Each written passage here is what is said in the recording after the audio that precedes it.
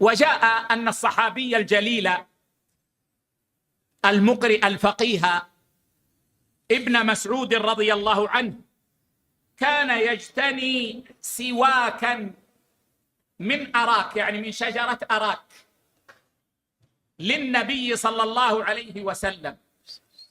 كان يتحف النبي صلى الله عليه وسلم بالسواك، لأن النبي صلى الله عليه وسلم يحب السواك. فمن السنة أن يحب المؤمن السواك. وقد أدركنا مشايخنا لا يفارقهم السواك. من لطيف ما سمعته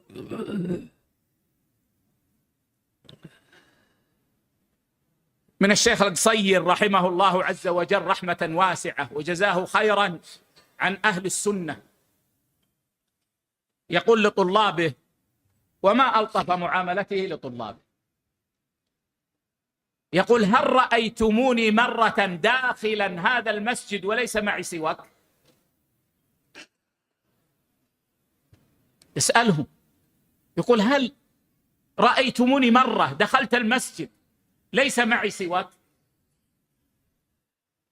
السني يحب السواك، لأن النبي صلى الله عليه وسلم يحبه ويستعمل السواك، لأن النبي صلى الله عليه وسلم كان يستعمل السواك. قلت هذا عرضا من باب حث الإخوة على العناية بهذه السنة، وألا هذا ليس من الأصول، لكنها سنة يشرف الإنسان بها.